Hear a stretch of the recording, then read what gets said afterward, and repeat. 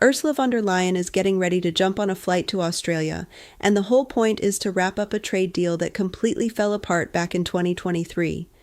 Those talks were basically dead in the water. Europe and Australia just couldn't figure things out, mainly because of arguments over how much beef Australia could sell to Europe. Then Trump went ahead and started his big tariff fight, and out of nowhere, those boring old trade talks suddenly came back to life. The whole Australia-EU trade story went from total failure to almost finished, and all of that happened in less than a year. And honestly, the pattern here is pretty hard to miss. Trump's whole messy approach is basically pushing countries right into Europe's open arms, and Europe is moving way faster than anyone thought possible to lock in a new kind of trade world that doesn't really need America at the center. I'm Elf of House on YouTube. I have a PhD in computer science, and I use data analysis to spot patterns in geopolitics and economics. For a really long time, everyone just assumed the same thing. America is the big boss of global trade. Other countries kind of just orbit around it and follow its lead, and the whole relationship between America and Europe basically sets all the rules for everyone. But that whole idea, it's falling apart right now in real time. Trump pulled the U.S. out of trade deals, slapped tariffs on his own allies, and started demanding that NATO countries spend a whopping 5% of their entire economy on defense, while also making people wonder if America would even show up to help if something went wrong. When the Iran war kicked off, Trump asked NATO allies to send warships through the Strait of Hormuz. Not a single major country said yes. The whole group effort never really came together. America's allies are watching all this unpredictability play out and quietly starting to think, okay, we need to look out for ourselves. Von der Leyen pretty much said the quiet part out loud when she addressed EU ambassadors directly. Her words were, "The West, as we knew it, no longer exists." She pointed out that while U.S. trade makes up about 13% of everything traded in the whole world, the other 87% is already happening with everyone else. And she also said, everyone is asking for more trade with Europe. It's not just about economic ties, it's also about establishing common rules and predictability. That last word, predictability, is kind of a massive deal right now. When the U.S. president is out here threatening to basically take over allied countries, throwing tariffs around with zero warning, and flipping his own policies every single week, Europe is stepping up as the calm and steady option instead. And the numbers actually back that up. Von der Leyen said that a huge 83% of EU trade already happens with countries that aren't the U.S., and that the whole world basically wants to do business with Europe. She also mentioned she's having non-stop conversations with world leaders and could honestly keep those talks going around the clock. And this isn't just talk for the cameras. Europe has been closing or nearly closing major trade deals at a speed that has honestly never been seen before. The Mercosur deal got officially signed on January 17, 2026. That's Europe joining forces with Argentina, Brazil, Paraguay, and Uruguay. We're talking about 700 million people total. The biggest trade bloc either side has ever negotiated, period. Those talks actually started all the way back in 1999. They got completely stuck for 25 whole years. Then in December 2024, Europe and Mercosur finally shook hands on a deal. And by January 2026, it was already done and signed. By May, which is right around the corner, it could already start being used in practice. The deal wipes out tariffs on 91% of goods being traded between the two sides. EU companies save over 4 billion euros every single year just from this deal. Brazil's government contracts market alone is worth more than 8 billion euros a year. And now European companies can actually go and compete for those contracts. India also wrapped up its trade deal with the EU in January 2026. Von der Leyen's very first trip with her brand new commission was straight to India, to level up the partnership with the biggest democracy on the entire planet. Mexico, Switzerland, and Indonesia all got their deals wrapped up in just the last few months too. Australia is next on the list. Von der Leyen lands there on March 23rd, sits down with Prime Minister Anthony Albanese on March 24th, and hopefully the deal gets signed right then and there. Total goods traded between the EU and Australia hit 47.2 billion euros in 2025, with Europe coming out ahead by about 26.5 billion euros.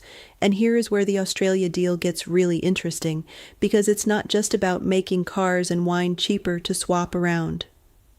Von der Leyen said the deal is going to open up access to really critical raw materials like lithium, cobalt, rare earth elements, and hydrogen. And by the way, Australia is the #1 lithium producer in the entire world. The EU actually signed a special memorandum of understanding with Australia back in May 2024, specifically to team up on these critical minerals, basically to loosen China's tight grip on those supply chains. The demand for rare earth metals is expected to shoot up 7 times over by 2050. And lithium demand, that's expected to explode by 21 times. China currently controls over 80% of battery and solar manufacturing. Europe is basically building its own backup supply chains piece by piece, and Australia is the anchor partner in that whole strategy.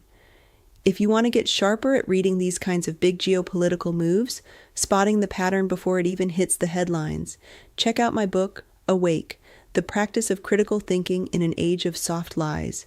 It's all about sharpening how you think in a world where the rules keep changing faster than the news can keep up. It's out as an ebook and audiobook. Subscribers get 10% off, and you can grab the first chapter completely for free. The link is right there in the description below.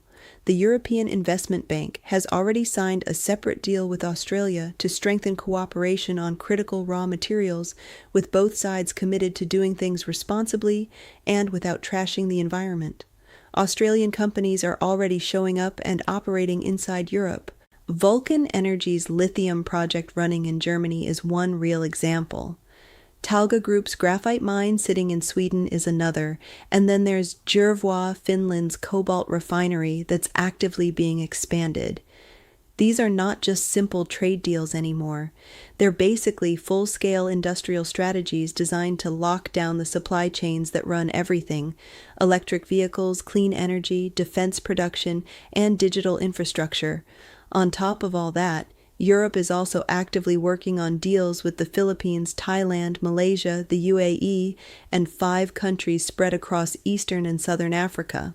Von der Leyen put it straight: our trade network has never expanded so fast. Now let's just think out loud about where all of this could actually lead. If Europe keeps going at this pace, and right now there is absolutely zero sign of it slowing down, by 2030, the EU will likely have locked in formal trade relationships covering most of the global economy outside the United States. That doesn't mean America gets completely left out in the cold, not literally. But it does mean America's ability to push other countries around through trade gets a whole lot weaker. When allies can route their trade through Europe, tap into European money markets, and plug into European supply chains, they just don't need American goodwill nearly as much anymore. The relationship between the US and Europe will still matter, absolutely, but it's just not the only option on the table anymore. And in geopolitics, having other options is basically the most powerful thing you can have. The whole pattern is already right there in front of everyone. It's forming and it's visible. The Australia-EU trade deal crashed in 2023 over beef quotas. Then Trump's tariffs hit, global trade tensions piled up everywhere, and suddenly negotiations jumped back to life. Australia looked at America's unpredictable behavior and basically decided that Europe was just the safer, smarter bet. And that right there is the whole mechanism in a nutshell. Trump creates uncertainty and chaos. Countries go looking for something more stable. Europe shows up offering stability and open market access. Deals get done. Then the whole thing repeats. Trump's whole idea was for allies to spend more on defense, buy more American products, and fall in line with American foreign policy. But what's actually happening instead is allies are pouring money into European-made defense equipment, signing trade deals with Europe, and plugging themselves right into EU-led supply chains. The goal was supposed to strengthen American dominance, but the actual result ended up turbocharging Europe's rise as its own major power center in the world. The real geopolitical question at the end of the day isn't whether the USA stays a big economy, because it clearly will. The real question is whether it stays the economy that everyone absolutely cannot live without. And the trade data is slowly but clearly starting to point toward not so much anymore. When von der Leyen says the world wants to trade with Europe, she's not making a prediction about some future possibility. She's literally just describing what's already happening right now. Trump's entire tariff strategy was built on the assumption of having leverage, push hard, make it hurt, force concessions, and reassert dominance. But leverage only actually works when the other side has no way out, and what we're watching unfold right now is countries building their way out and doing it fast. Australia locks in critical minerals access with Europe. Mercosur gets full market access without needing America's approval or blessing. India levels up its strategic partnership. Every single deal chips away a little more at how much countries depend on the U.S. as their main trade anchor. The more choices countries have, the less Washington gets to call the shots. Now, this shift is still in its early stages. We honestly don't know yet whether Europe becomes the brand new center of global trade, or whether we're just moving toward a world where no single power dominates anyone else. What is becoming really clear, though, is that the old model, where whatever America prefers basically defines how global commerce works, is breaking down a whole lot faster than anyone expected. The connection to currency, however, is very direct and very serious. If you want to understand how trade architecture shapes who actually controls the world's money, watch the video playing on your screen right now about how the petrodollar is starting to break down. Iran restricting passage through Hormuz shifts toward yuan-based trading. The pressure keeps piling up and building on top of itself. When global trade starts flowing through Europe instead of the US, demand naturally shifts away from dollars and toward euros or yuan or other currencies. Trade flows and reserve currency status basically move together as one. Thank you all so much for watching. Go watch that video next.